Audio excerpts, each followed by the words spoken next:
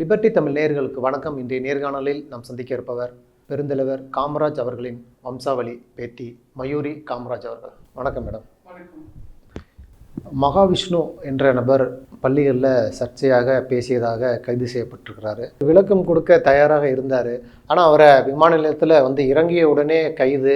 6 மணி நேரமாக எங்கே இருக்காருன்னே தெரியாமல் ஒரு தகவல் இருந்துச்சு. குடும்பத்துக்கு சொல்லலை.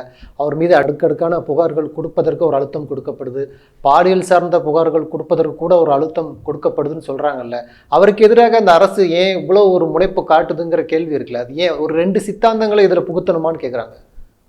இல்லை, இன்னைக்கு சோஷியல் மீடியாவும் மக்களும் இதை பரபரப்பான ஒரு நிகழ்வாக பார்க்குறாங்க. அப்படி இருக்கும்போது அவரை தாக்குதலுக்கு உள்ளாக்கலாம். அந்த ஏர்போர்ட்லேருந்து வெளியில் வரும்போது பார்க்கும்போது அவ்வளோ போலீஸ் படை குமிச்சு இருந்தாங்க. இது எதுக்கு அப்படின்னா, அவர்கள் மேலே வேறு யாரும் தாக்குதலை ஏற்படுத்திடக்கூடாது அப்படிங்கிறதுக்காக தான் இந்த பாதுகாப்பை அவங்க கொடுத்துருப்பாங்க அப்படிங்கிறது என்னுடைய எண்ணம். ஏன்னா இந்த ஒரு வாரம் காலமாக இதே தான் திரும்ப திரும்ப திரும்ப பேசிகிட்டு இருக்கு. அவரை சாராத வேற யாரோ அவருடைய விரோதிகளோ, அவரை மாற்று மதத்தினரை யாராவது அவரை ஏதாவது ஒரு விதத்தில் தாக்கலாம் அப்படிங்கிறதுக்காக இதெல்லாம் நடந்திருக்கும். நாங்களும் உங்களை மாதிரி பொறுத்திருந்து தான் பார்க்க போகிறோம். அவர் என்ன மாதிரியான விளக்கங்கள் கொடுக்க போகிறாரு, இதற்கான தீர்ப்பு என்ன மாதிரி வரப்போகிறது அப்படிங்கிறத பார்க்குறோம். ஆனால் இந்த கைது நடவடிக்கை அவசியம் தேவையான ஒன்று தான். மாணவர்களிடம் நான் என்ன நினைக்கிறேனோ அதை எடுத்துகிட்டு போய் எல்லாத்தையும் அவங்கக்கிட்ட சொல்ல முடியாது. மூளைச்சலவை செய்ய முடியாது. நம்ம அப்படி நினைப்பவர்களுக்கு எல்லாம் வருங்காலத்தில் இது ஒரு பெரிய பதிலடியாக இருக்கும். இது தவறாக மாணவர்கள்கிட்ட பேசுனீங்க, தேவையில்லாத விஷயங்களை பேசுனீங்க, ஜாதிய வன்முறைகளை தூண்டுனீங்க, மதம் சார்ந்து பேசுனீங்கன்னா வருங்காலத்தில் என்ன நடக்கும் அப்படிங்கிறதுக்கு இனிமேல் யாரும் பேச மாட்டாங்க. தமிழகம் முழுவதும் 14,000 பள்ளிக்கூடங்களை காமராஜர் ஐயா ஏன் நிறுவினார்? நிறைய தொழிற்சாலைகளுக்கு கொடுக்கக்கூடியதை விட அதிகமான முக்கியத்துவத்தை பள்ளிக்கூடத்துக்கு ஏன் கொடுத்தார் அப்படின்னா, இருளில் கிடக்கின்ற ஒரு சமுதாயம் வெளிச்சத்துக்கு வரணும் அப்படின்னா பள்ளிக்கூடங்களால் தான் முடியும் அப்படின்னு அதை நம்பினார். அதனால தான் பள்ளிக்கூடங்கள், அதை சார்ந்து மதிய உணவு திட்டம் அப்படின்னு அந்த கல்விக்கும் அந்த குழந்தைகளுக்கும் பள்ளிக்கூடத்துக்கும் அதிக முக்கியத்துவத்தை அவர் கொடுத்தாரு. ஆனால் இன்னைக்கு பள்ளிக்கூடங்களில் நிலைமை எப்படி இருக்குது அப்படின்னு பார்க்கும் பொழுது இந்த மாதிரியான தொடர்ந்து சர்ச்சைகளை நம்ம பார்த்துட்ருக்கோம். கல்லூரிகளில் போதைப் பொருட்கள் நிறைய மாணவர்கள்கிட்ட இருக்கிறத பார்க்குறோம். ஜாதிய வன்முறைகள் எல்லாம் அந்த பிள்ளைகள் பேசிட்டு திரியறத பார்க்குறோம். ஸோ இப்போ என்ன அந்த குழந்தைகளுக்கு தேவை, எந்த நிலை மாறணும் அப்படின்ற ஒரு கேள்வி எல்லாரும் முன்னாடியும் இருக்குது. இப்போ மகாவிஷ்ணுவினுடைய பேச்சும் அப்படித்தான். இப்போ பள்ளிக்கூடத்துக்குள்ளே மதம் சார்ந்த விஷயங்களை நம்ம முதல்ல பேசுகிறது அவ்வளோ ஆரோக்கியத்தை தராது. பொதுவான ஒரு விஷயங்கள், நல்ல ஒழுக்கம் சார்ந்த விஷயங்கள், நல்ல பழக்க வழக்கங்கள்லாம் எடுத்துகிட்டு போகும்போது தான் ஆரோக்கியமான சூழ்நிலை உருவாகுமே தவிர மத குருமார்களுக்கு பள்ளிக்கூடங்களில் என்ன வேலை இருக்குது? அவங்க பேசியது சரி தவறு என்பதை விட இது கைது செய்ய வேண்டிய அவசியம் தேவை இருக்குதான்னு ஒரு கேள்வி இருக்குல்ல. அந்த அளவுக்கு ஒரு பேச்சு இல்லை. ஆன்மீகத்தை பற்றி பேசினா கைதா, இந்த மாற்றுத்திறனாளிகள் குறித்து புகார்கள் அடுத்தடுத்து வந்தது அப்படின்னு சொன்னால் கூட இது கைது செய்ய வேண்டிய அவசியம் இல்லைன்னு சொல்கிறாங்களே, அந்த பார்வை எப்படி பார்க்குறீங்க? இல்லை, இது ஆன்மீகம் பேசுனதுக்காக கைது கிடையாது. ஏன்னா இன்றைக்கி எல்லா பள்ளிக்கூடங்கள்லேயும் தேவார பாடல்கள் தமிழ் வாழ்த்து பாடலாக இருக்கிறது. நம்ம சீரா புராணம் படிக்கிறோம், இயேசு காவியம் படிக்கிறோம். ஆன்மீகமே இங்கே வேண்டாம்னு யாரும் சொல்லலை. அதை சொல்லி கொடுக்கும்போது ஒரு ஆசிரியர் குறுக்கிடுறாரு. அவர் மாற்றுத்திறனாளி. அவரிடம் அவர் நடந்து கொண்ட விதம் கடுமையாக இருந்தது. அவர் அந்த இடத்துல போய் பள்ளிக்கூடத்தில் போய் அந்த ஆசிரியர்களை மிரட்டும் தோணியில் பேசுனது தான் இன்றைக்கி சர்ச்சையானது. அதுக்கப்புறம் பார்த்திங்கன்னா உங்களுக்கு நீங்கள் போன பிறவியில் பண்ண பாவம் தான் நீங்கள் இன்றைக்கி இப்படி இருக்கிறீங்க அப்படின்ற பேச்சுக்கள் எல்லாம் தேவையில்லாதது. இது மத கூட்டம் கிடையாது. இது மாணவர்களிடம் எதை பேசணுமோ அதை தானே நம்ம பேச முடியும்.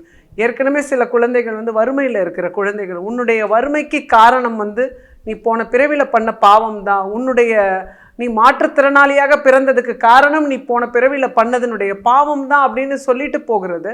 நீ அப்படியே இருந்துரு காலம் ஃபுல்லாக அப்படிங்கிற மாதிரியான ஒரு அர்த்தம் தானே.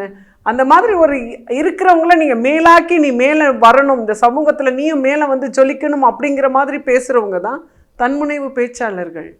அவங்க தான் இந்த பிள்ளைகளுக்கு தேவை இப்போ பேசுகிறதுக்கு. அதை விடுத்து நீ இருக்கிற நிலைமைக்கு உன்னுடைய பாவம் தான் காரணம்னு சொல்கிறது அது எந்த விதத்திலையும் சரியாக இருக்காது. நிதியமைச்சர் நிர்மலா சீதாராமன் அவர்கள் தலைமையில் ஒரு கூட்டம் நடைபெற்றிருக்கு. அதாவது ஆன்லைன் பண பரிவர்த்தனை, கிரெடிட் கார்டு, டெபிட் கார்டு மூலமாக நீங்கள் 2,000 ரூபாய்க்கு மேலே 2,000 ரூபாய் ஒரு அளவிலான நீங்கள் பண பரிவர்த்தனை பண்ணீங்கன்னா அதில் ஒரு 2% சர்வீஸ் சார்ஜு, ஜிஎஸ்டி உட்பட எல்லாமே அந்த வரி வசூல் பண்ணுறதற்காக ஒரு கூட்டம் கூடியிருக்கு. அது கூடிய சீக்கிரம் அமல்படுத்தப்படும்னு சொல்கிறாங்க. இது நீங்கள் எப்படி பார்க்குறீங்க? இது ஒரு நியாயமற்ற செயல் இது. அதாவது குறைந்த அளவு பணத்தை எல்லாம் நம்ம வந்து ஒரு காய்கறி கடைக்கோ இப்போ ஒரு கீரைக்காரமாக்கிட்டேயோ ஒரு பூக்காரமாக்கிட்டேயோ நம்ம வந்து காசு தான் கொடுத்து பழகிக்கிட்டு இருந்தோம். டிஜிட்டல் இந்தியா அப்படின்னு சொல்லி நம்ம எல்லாரையுமே பேங்க்கில் அக்கௌண்ட் ஓப்பன் பண்ண வச்சு இந்த மாதிரியான பண பரிவர்த்தனைகளுக்கெல்லாம் நம்மளை பழக்கப்படுத்தினதற்கு பிறகு இப்போ அதில் 2% வரி அப்படிங்கிறது அவர்கள் ஏற்கனவே இருக்கக்கூடிய சுமைகளில் வந்து இது கூடுதல் சுமையாக தான் ஆகிடும். 2000 ரூபாய்க்கு உள்ள அப்படின்னும் போது சின்ன ஒரு தொகை இது. இந்த தொகையிலையும் நான் வந்து உங்களுக்கு வந்து வரிகளை சுமத்துவேன் அப்படிங்கிறது மக்கள் மேலே பெரும் சுமையாக மாறும். ஏற்கனவே பார்த்திங்கன்னா உங்களுடைய வங்கி கணக்கில் இவ்வளோ பணமாவது இருக்கணும் அப்படின்னு சொல்லிட்டு பல ஆயிரக்கணக்கான கோடி பணங்கள் வந்து சும்மா தூங்கிக்கிட்டு இருக்கு. இன்றைக்கி நான் ஒரு 4 அக்கௌண்ட் வச்சுருக்கிறேன் அப்படின்னா அதில் வந்து நீங்கள் 5000 போட்டு வச்சுருக்கணும், 10,000மாவது குறைந்தபட்சம் நீங்கள் போட்டு வைக்கணும் அப்படின்னும் போது இந்த பணமெல்லாம் வீணாக தான் இப்போ உட்கார்ந்துட்டுருக்கு. அப்போ இது மாதிரியான மக்களுடைய பணங்களை முடக்குவதும் இருக்கிற சிறிய தொகைக்கும் நான் வரி விதிப்பேன் அப்படின்னு சொல்கிறதெல்லாம் வந்து அவங்க தயவுசெய்து இதை பேச்சுவார்த்தையோடு நிறுத்திக்கிறது நல்லது. அதுதான் எல்லா அடித்தட்டில் இருக்கிற மக்களுக்கு கூட நல்லதை நல்லதை வந்து உருவாக்கி கொடுக்கும். இல்லாட்டி மக்களுக்கு வந்து இந்த நம்பிக்கை இல்லாத ஒரு இதுவாகிடும், நிலைமை ஆகிடும். என்னடா இது எல்லா இடத்துலையும் நம்மளுக்கு வந்து வரி பிடித்தம் செய்யப்படுகிறது, ஜிஎஸ்டி அப்படிங்கிறாங்கன்னும் போது மக்கள் மேலும் சோர்வடைந்து போவார்கள். இல்லை, முன்னேறிய நாடுகள் எல்லாமே இது போன்ற வரிகளை விதிக்கிறாங்கல்ல. அதாவது பணக்காரர்கள் மட்டுமே வரி செலுத்தினா ஒரு நாடு வந்து அவ்வளவு சீக்கிரம் முன்னேறாது. இப்போ நீங்கள் முன்னேறிய நாடுகள் பார்த்தீங்கன்னா வரி வந்து எல்லோருக்கும் பொதுவாக இருக்கும், எதற்கெடுத்தாலும் வரி இருக்கும். அப்படின்னா ஒரு நாட்டுடைய முன்னேற்றம் இருக்கும், எல்லோருக்கும் எல்லாமே கிடைக்கும் அப்படிங்கிற ஒரு பார்வை இருக்குது. இதெல்லாம் வந்து சரின்னு தானே சொல்கிறாங்க வலதுசாரிகள்? இல்லை, இன்றைக்கி வந்து பார்த்திங்கன்னா நிறைய பணம் சம்பாதித்து வரி கட்டுபவர்கள் வந்து சரியான முறையில் வரி கட்டுனாங்க அப்படின்னாலே இந்த இல்லாதவர்களிடமிருந்து வரி வசூலிப்பது குறைந்து போயிடும். இன்றைக்கும் நீங்கள் பார்த்தீங்கன்னா பெரிய பெரிய தொழிலதிபர்களும் அரசியல் சார்ந்தவர்களும் சினிமா துறையில் இருக்கிறவர்களும் சரியான முறையில் வரி கட்டினாங்க அப்படின்னாலே நாடு சுபிட்சமான ஒரு நிலைமைக்கு போயிருக்கும். அவங்களிடம் வசூலிக்க வேண்டிய வரிகளை அழுத்தம் கொடுத்து முதல்ல அவங்க அதெல்லாம் வந்து வசூலிக்கணும். இல்லை, அந்த வரியெல்லாம் வந்து மக்களுக்கு நலத்திட்டமாக தானே திரும்பி வருதுன்னு சொல்கிறாங்க. இல்லை, அவங்களுக்கு கட்டவே இல்லைங்கிறோம். நான் வந்து கருப்பு பணம்ங்கிறது வந்து இப்போ ஒருத்தர் வந்து இப்போ சினிமா துறையில் இருக்கிறவங்களாம் நீங்கள் எடுத்துக்கிட்டிங்கன்னு வச்சுக்கோங்களேன், முழுமையான கணக்கு அப்படிங்கிறது கண்டிப்பாக எல்லாரும் காட்டப்படணும். பிளாக் மணி அப்படின்றது இன்னமும் நம்ம சொசைட்டியில் சுற்றிக்கிட்டு தான் வருது. இப்போ எல்லாத்தையும் கணக்கில் கொண்டுட்டு வரும்போது நிறைய பணம் வைத்திருப்பவர்களிடம் பெரும்பான்மையான தொகையை நீங்கள் அவங்களுக்கு வரியாக வசூலிக்கும் போது கீழே இருக்கிறவங்க இப்போ தான் வளர்ந்து வரவங்கக்கிட்ட அந்த சுமையை நம்ம அதிகம் கொடுக்க வேண்டியது இல்லை. இப்போ இவங்கக்கிட்டேயும் வாங்கும்போது வளர்ந்த நாடுகளை நீங்கள் சொல்கிறீங்க, அவங்க வந்து மக்களுக்கு கொடுக்கக்கூடிய அந்த வரி வசூலிப்பை திருப்பி கொடுக்கின்ற பாங்கை நீங்கள் போய் பாருங்கள். கல்வியில் இருந்து மருத்துவத்தில் இருந்து அவ்வளவு எல்லாமே இலவசமாக கொடுத்துக்கிட்டு இருக்கிறாங்க. இன்றைக்கி நிலைமை வந்து மக்கள்கிட்ட இருந்து நிறைய வசூலிக்கிறாங்க, ஆனால் அவர்களுக்கு திரும்பி கிடைக்கக்கூடியது வந்து மிக மிக மிக குறைவாக இருக்குது. மேலும் அவங்கக்கிட்ட இருந்து என்ன வாங்கலாம் அப்படிங்கிற ஒரு எண்ணம் தான் ஓடிக்கிட்டு இருக்கு. அதுதான் வந்து அது ஒரு நல்ல ஒரு பொருளாதாரத்தில் ஒரு முன்னேற்றத்தை கொண்டு வராது. இப்போ ஆளுநர் RN ரவி அவர்கள் ஏற்கனவே தேசிய கல்வி திட்டத்தோடு தமிழ்நாடு பாடத்தை நீங்கள் ஒப்பிட்டிங்கன்னா ரொம்ப மோசமாக இருக்குன்னு சொல்லியிருந்தாரு. அது ஒரு சர்ச்சையான சூழலில் இப்போ மீண்டும் ஒரு கருத்தை சொல்லியிருக்கிறாரு.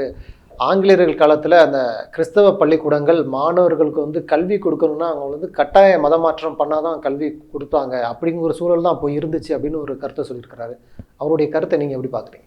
இதெல்லாம் சர்ச்சையான கருத்துக்களை தான் நம்ம இன்றைக்கி அதை எடுத்துக்கிடணும். நம்ம இன்றைக்கி வந்து மத ரீதியாக மக்களை தூண்டுகிற மாதிரி பேசுகிறது, இவங்க மதமாற்றம் செய்து தான் கல்வி எடுத்துக்கணும். இன்றைக்கி வந்து நீங்கள் இந்த கிறிஸ்டியன் அமைப்புகளினுடைய மிஷனரிஸ் வந்து கல்வியில் வந்து ஒரு பெரிய புரட்சியே பண்ணி தான் நமக்கு இங்கே நிறைய கல்விகளை கொடுத்துருக்குறாங்க. ஆங்கில ஆட்சிக்கு பிறகு அவங்களும் வந்தாங்க. இப்போ நான் இந்த நாடார் சமுதாயத்தை எடுத்துக்கிட்டிங்கனால இவங்களுமே நிறைய பள்ளிக்கூடங்கள் கல்லூரிகள் அப்படின்னு ஒருத்தரும் ஒரு விதத்தில் தன்னுடைய பங்களிப்பை வந்து கல்விக்கு கொண்டுட்டு வந்து கொடுத்துருக்குறாங்க. அவர் அதை வந்து ஒரு முன்னேற்றமாக தான் பார்க்கணும். மொத்த தேசிய கல்வின்னு இப்போ சொல்கிறாங்க. ஒரு மாநிலத்துக்கும் ஒரு சிறப்பம்சங்கள் இருக்கும். அந்த மாநிலத்திற்கான தலைவர்கள் இருப்பார்கள், அந்த மாநிலத்திற்கான மன்னர்கள் இருப்பார்கள், அந்த மொழி பெருமைகள் இருக்கும். இதை எல்லாத்தையும் நீங்கள் ஒட்டுமொத்தமாக தேசியத்தில் கொண்டு போய் வச்சா என்னுடைய பிள்ளைகளுக்கு என்னுடைய தலைவர்களை பற்றியோ என்னுடைய மண்ணை பற்றியோ இதனுடைய சிறப்புகளை பற்றியோ எதன் மூலமாக நான் சொல்லி புரிய வைக்க முடியும்? எல்லாமே தேசியம் ஆயிடுச்சு அப்படின்னா இங்கே வந்திருக்க எத்தனையோ தலைவர்கள் இருக்கிறாங்க, எத்தனையோ பேர் வந்து விடுதலை போராட்டத்திற்காக போராடியவர்கள் இருக்கிறாங்க. இந்த வரலாறு எல்லாம் நம்ம மறந்துட்டு ஒட்டுமொத்தமாக அவர்கள் சொல்கின்ற தலைவர்களை மட்டும் படிக்கணும் அப்படின்னா, நான் யார், என்னுடைய சமூகம் என்ன, நான் எந்த வழி வந்தவன் அப்படிங்கிறது என் குழந்தைகளுக்கு நாளைக்கு தெரியாமலே போயிடுமே. ஆனால் நீட் உட்பட சில முக்கியமான தேர்வுகளில் வந்து மாநில பாடம் படிக்கிறதுனால தமிழ்நாட்டு மாணவர்கள் திணறாங்க. அதனால தான் நாங்கள் தேசிய கல்வி ஒரே மாதிரியான கல்வியை கொண்டு வரோம்னு சொல்கிறாங்க. இந்த நீட்டே நம்ம தேவையில்லை அப்படின்னு தான் சொல்லிக்கிட்டு இருக்கிறோம். அதுக்கு தான் ஒரு மாநிலத்துக்கும் ஒரு சிறப்பு, ஒரு கல்வி முறைகள் இருக்குது. இதில் தேறி வந்தவர்கள் தானே இன்றைக்கி எத்தனையோ மருத்துவர்கள் மிக சிறப்பான மருத்துவத்தை கொடுத்துட்ருக்குறாங்க. இன்றைக்கி இந்த நீட்டு தேவையில்லை அப்படிங்கிறது ஏன் எல்லாரையும் எடுத்துகிட்டு வந்து ஒரே குடை கீழே கொடுக்க முடியாது? ஒருத்தருக்கு இது இந்தியாவினே என்ன அப்படின்னா பன்முகத்தன்மை கொண்ட பன்முக எண்ணங்கள் கொண்ட ஒரு நாடு தான் இந்தியா. இதில் எடுத்துகிட்டு வந்து ஒரே ஒரு தேர்வின் மூலயமா நம்ம எல்லாரையும் வந்து வரையறுத்துட முடியாது. அதனால தான் நீட் வேண்டாம் அப்படின்னு சொல்கிறோம். கல்வி வந்து அவங்க அந்த சிபிஎஸ்சி கல்வி எடுத்துகிட்டு வராங்க. அதில் படிக்கக்கூடிய பிள்ளைங்களை கூட நீங்கள் பார்த்தீங்கன்னா 10th வரைக்கும் சிபிஎஸ்சியில் படிப்பாங்க. +1 +2 பார்த்தீங்கன்னா நம்மளுடைய ஸ்டேட் போர்டுக்கு தான் அவங்க மாறுவாங்க. அதுதான் நிதர்சனமான உண்மை, அதுதான் நடந்துக்கிட்டு இருக்கு. இல்லை, ஒரே மாதிரியான கல்விங்கும்போது ஒரே மாதிரியான தேர்வு, ஒரே மாதிரியான போட்டி, மாணவர்களிடையே வந்து ஒரே மாதிரியான ஒரு நிலை இருக்கும் இல்லையா? இல்லை, அதுதான் வேண்டாம் அப்படிங்கிறோம். நம்ம ஒரே மாதிரி எடுத்துகிட்டு வந்தீங்கன்னா இது வந்து இப்போ அமெரிக்கா மாதிரியான இது கிடையாது. அங்கே ஒரே மொழி எல்லாரும் ஆங்கிலம் பேசுவார்கள். அது மாதிரி கிடையாது. இங்கே இத்தனை மாநிலங்களுக்கும் வேறு வேறு மொழி இருக்கிறது, வேறு வேறு கலாச்சாரம் இருக்கிறது, வேறு வேறு பன்முகத்தன்மை கொண்ட ஒரு எல்லாமே கலந்தது தானே நம்மளுடைய இந்தியா. அப்போ இதில் எல்லாத்தையும் கொண்டு வந்து நான் ஒரே இதில் தான் இன்றைக்கி வந்து ஒரே தேர்வுன்னு சொல்வீங்க, நாளைக்கு ஒரே மொழின்னு கொண்டுட்டு வருவீங்க. அப்போ நீங்கள் உங்களுடைய சுயம் தொலைந்து நம்ம நிற்போம். அதற்கான வந்து ஆரம்பத்திலேயே இதை வேண்டாம் என்று சொல்லணும். அதை ஆனால் என்ன பண்ணுவாங்கன்னு பார்த்தீங்கன்னா, நம்ம மேலே திணிக்கிறதுக்காக எங்கெங்கேயாவது இருந்து ஒரு குரல் நம்ம மேலே ஒரு கல் எரிஞ்சிக்கிட்டே இருப்பாங்க. அமைதியாக இருக்கிறாங்களா, இதை நம்ம செயல்படுத்தலாமா அப்படிங்கிற ஒரு அப்படியே நம்மளை வந்து சோதனை பண்ணிக்கிட்டே இருப்பாங்க. ஆரம்பத்திலேயே நம்ம வெகுண்டு எழுந்து இதையெல்லாம் விரட்டி அனுப்புனாதான் நம்மளுடைய வருங்கால சந்ததியினருக்கு நாம் யார் என்கின்ற உண்மையை நம்ம பதிவு வைக்க முடியும். இப்போ முதல்வர் மு.க. ஸ்டாலின் அவர்கள் அமெரிக்காவிலிருந்து அந்த தேர்தல் ஒருங்கிணைப்பு குழு அவர்களோடு, அந்த மூத்த அமைச்சர்களோடு ஒரு மீட்டிங் நடைபெற்றிருக்கு காணொலி வாயிலாக. 2026 தேர்தல் குறித்தும் சரி, இப்போ நடக்கக்கூடிய ஊரக உள்ளாட்சி தேர்தல் குறித்தும் பேசியிருக்கிறாங்க. இன்னொரு புறம் எடப்பாடி பழனிசாமி அவர்கள் சொல்கிறாரு, கண்டிப்பாக 2026 களம் மாறும், எங்கள் தலைமையில் ஒரு புதிய அணி உருவாகி நாங்கள் கண்டிப்பாக ஆட்சியை பிடிப்போம்னு சொல்கிறாங்க. ஏற்கனவே திமுக மூத்த அமைச்சர் நேரு சொல்லியிருந்தாரு, எதிரிகள் அதிகமாகிட்டாங்க, புதுசாக வராங்கன்னு சொல்லியிருந்தாரு. விஜயை குறிப்பிட்டு தான் சொன்னாங்கன்னு சொல்கிறாங்க. விஜயுடைய வருகையும் இருக்குது. அதனால் இந்த 2026 தேர்தல் களம் யாருக்கு சாதகமாக இருக்கும்னு நீங்கள் பார்க்குறீங்க? தேர்தல் களம் வந்து திமுகவுக்கு நிச்சயமாக சாதகமாக இருக்கும்னு நினைக்கிறோம். இப்போ எதிரிகள்னு அவங்க சொன்னவங்க அடுத்த கட்சியினை சார்ந்தவர்கள் எல்லாருமே அவர்கள்கிட்ட என்ன இருக்குது அப்படின்னா, திமுக அரசின் மீது குற்றச்சாட்டுகள் தான் வச்சுட்டு அவங்க நிற்கிறாங்க. ஆனால் திமுக அரசு வந்து தன்னுடைய சாதனைகளை பட்டியலிட்டு வச்சுருக்கிறாங்க. இப்போதைக்கு என்னென்ன மக்களுக்கு நாங்கள் பண்ணியிருக்கிறோம் அப்படிங்கிறது இருக்கும். இதையும் தாண்டி இன்னும் நிறைய அவங்க வந்து வருங்காலத்தில் என்ன செய்ய போகிறோம் அப்படிங்கிறதையும் அவங்க வந்து தன்னுடைய தேர்தல் வாக்குறுதியில் கொடுத்து செயல்படுத்துறதுக்கு தயாராக இருப்பார்கள். ஆனால் இவங்களுக்கு அந்த வாய்ப்பு கிடையாது. குறைகளை மட்டுமே சொல்லிட்டு இவங்க நிற்க போகிறாங்க. ஆனால் தொடர்ச்சியாக இப்போ திமுக பாஜகவோடு நெருக்கம் காட்டுதுன்னு சொல்கிறாங்க. பள்ளிகளில் RSS சிந்தனைகள் வருதுங்கிறாங்க. இன்னொரு புறத்தில் அதிமுக எக்காலத்திலும் பாஜகவோடு கூட்டணி இல்லைன்னு சொல்கிறாங்க.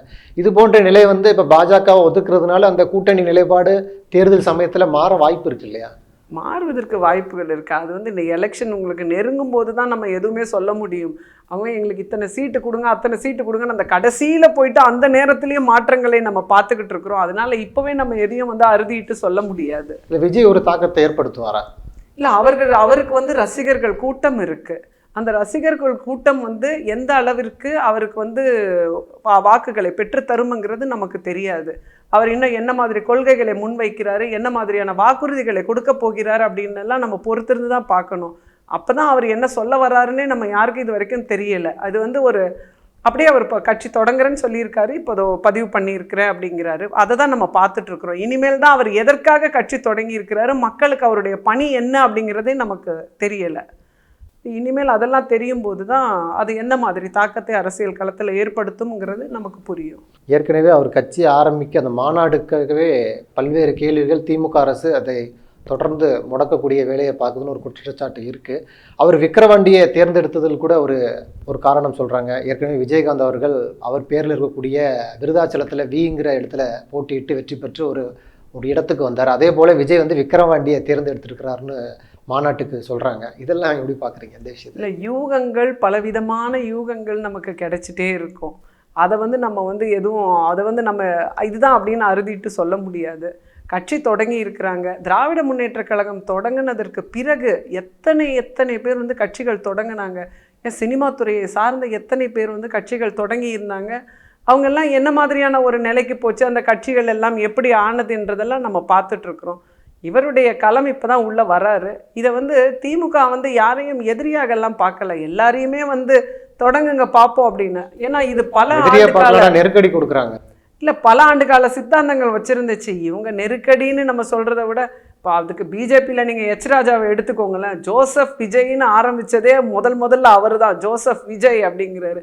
அப்படியெல்லாம் இல்லை, எந்த மதத்தை சார்ந்தவரும் கட்சிகள் தொடங்கலாம். யாரும் யாருக்கு எதிரியாக பார்க்கல. தொடக்கத்தில் அவர் தான் எதிரியாக பார்த்து பேசினார். இவங்க அமைதியாக இருந்து பார்த்துட்ருக்குறாங்க. பார்ப்போம். நன்றி மேடம். நிறைய நல்ல தகவல்களை நேயர்களுக்கு சொல்லியிருக்கீங்க. உங்களுடைய நேரத்துக்கு மிக்க நன்றி. நன்றி.